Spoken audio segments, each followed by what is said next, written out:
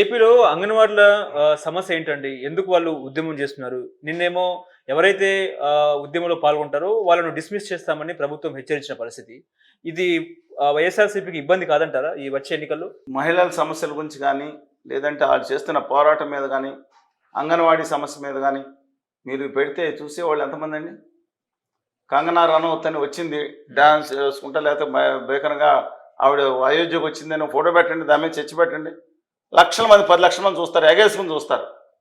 ఆంధ్రప్రదేశ్‌లో 1,06,000 మంది అంగన్వాడీ వర్కర్స్ మరియు హెల్పర్స్ ఇవాళేంటండి దాదాపుగా నెల రోజుల పైనుంచి తీవ్ర పోరాటాన్ని తీవ్రతరం చేశారు. అలాంటిది వాళ్ళ మీద జనవరి 5 తారీఖున ఎస్మా చట్టాన్ని ప్రయోగించారు. డిస్మిస్ వరకు వెళ్తా అంటున్నారు. నిన్న రాష్ట్ర వ్యాప్తంగా మొత్తం ఆంధ్రప్రదేశ్ రాష్ట్ర వ్యాప్తంగా మొత్తం టెంట్లు ఎత్తేసారు. వాళ్ళని లాగుతున్నారు, నోటీస్ ఇస్తున్నారు, అరెస్ట్ చేస్తున్నారు. ఈ నేపథ్యంలో నేను ఒకటే చెప్తాను, అడుగుతుంది ఏంటి, జగన్మోహన్ రెడ్డి గారు తెలంగాణకు వస్తే తెలంగాణ కన్నా 1000 రూపాయలు ఎక్కువ ఇస్తాను ఇవ్వండి అని. ఇప్పుడు తెలంగాణలో అంగన్వాడీకి 18,000 ప్రామిస్ చేశారు రేవంత్ రెడ్డి గారు. అదే అడగట్లేదు. 13,500 రూపాయలు ఉంది కదా, ఒక 100 రూపాయలు పెంచండి అని. హెల్పర్స్కి 7,000 అండి. రోజుకి అంత 250 రూపాయలు కూడా లేదు కదండి. అది 230 రూపాయలు కూడా ఉండదు. ఇంకొక 3,000 పెంచమని వాళ్ళు అడుగుతున్నారు. ఇవాళ ఆఖరి టీఏలు వరకు నేను ఈ విషయంలో అంగన్వాడీ వర్కర్స్ కానీ సిఐటి వెనకమాల ఏసీటీ కూడా ఉంది. వీళ్ళతో కానీ గౌరవ మంత్రివర్యులు బొత్స సత్యనారాయణ గారితో మాట్లాడుతున్నది. నేను భరద్వాజ్ గారు, లక్ష్మణ్ గారు, అలాగే చీఫ్ సెక్రటరీ జవహర్లాల్ గారితో వివిఎల్ గారు మాట్లాడారు. ఇవన్నీ సాధ్యమంతో డిఫ్యూజ్ చేయడానికి ప్రయత్నిస్తున్నాం. కానీ హెడ్ స్ట్రాంగ్ ఉంది రాష్ట్ర ప్రభుత్వం, సరైనది కదా. 5 ఏళ్ల వరకు మేము జూలై వరకు మేము పెంచమంటున్నారు. నేను అడుగుతా ఉన్నాను, మీ జీతాలు మాత్రం, మీ బత్యాలు మాత్రం డిఎల్ లెక్కన పెరుగుతూ ఉంటాయి. చాలామంది వీళ్ళకి ఎందుకు పెంచకూడదండి? 5 ఏళ్ల క్రితం 4 ఏళ్ల క్రితం ఉంది. వాళ్ళు అడిగింది ఏమన్నా ఆఖరికి 2,000 పెంచండి అని చెప్పి మేము వెళ్ళి వాళ్ళకు చెప్తే కనుక పెంచడానికి ఇష్టపడలేదు.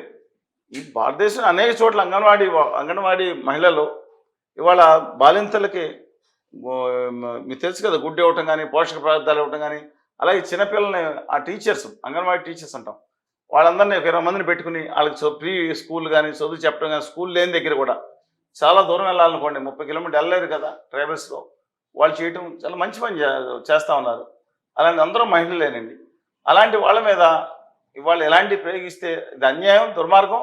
సమాజంగా మన తెల్ల చొక్కాలో, మీ రంగు చొక్కాలో టకిన్లో వేసుకుని కూర్చునే కుర్రాళ్ళు వాళ్ళ వైపు మనం లేకపోతే కనుక మీరు ఆలోచించుకోండి, మనం భావితరాలకు అన్యాయం చేస్తున్నాం. నేనే వాళ్ళు 26,000 కావాలి మినిమం వేసి అడిగారు.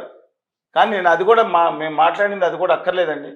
మీరు రీజనబుల్గా 13,500 రూపాయలు వాళ్ళు ఇస్తున్నారు కాబట్టి 14,500 ఇవ్వండి, లేదా 13,500 ఇప్పుడు ఇవ్వండి అని చెప్పి కోరితే దానికి కూడా రాష్ట్ర ప్రభుత్వం మంత్రులు కొంతమంది బాగానే ఉన్నారు, చీఫ్ సెక్రటరీ కానీ ముఖ్యమంత్రి గారు ఎందుకని ఆయన దృష్టికి ఎవరు తీసుకెళ్ళట్లేదో తెలియట్లేదు. సజ్జలు గారు బహుశా సకల శాఖ మంత్రి గారు దీనికి బాధ్యులై ఉంటారు. మొత్తానికి ఆయనే కదండి. అందువల్ల చాలా ఇబ్బందికరమైన పరిణామాలు వస్తున్నాయి. వాళ్ళు ఈడ్చి పడేసి వాళ్ళ కుటుంబాలు లేవండి.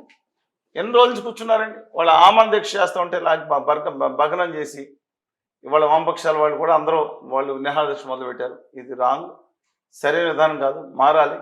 మేము ఇంతకుముందు మిగతా మున్సిపల్ కార్మికుల విషయంలో కూడా మేము స్పందించినప్పుడు డెఫినెట్గా రాష్ట్ర ప్రభుత్వం స్పందించి కొంతవరకు చేసింది. దాంట్లో కొంతగా చేయమంది అంటే వీళ్ళు పోరాడలేని శక్తి, వాళ్ళైతే ఇబ్బంది పెడతారు అనుకున్నారా? వీళ్ళు పోరాడలేని శక్తి అనుకున్నారా? 1,06,000 మంది అంగన్వాడీస్ అండి. ఒక్కొక్క అంగన్వాడీ టీచర్ దగ్గర 20 కుటుంబాలు ఉంటాయి. దయచేసి గమనించుకోమండి. దీంట్లో మిగతా న్యాయపరంగా నైతికంగా పరిష్కరించాలని చెప్పి కోరుతున్నాం. ప్రజలందరూ కూడా మన సంబంధం లేదు, ఇదందరూ మనకు సంబంధం ఉన్న సబ్జెక్ట్ అని చెప్పి కూడా మనం చేస్తున్నాం. ఓకే.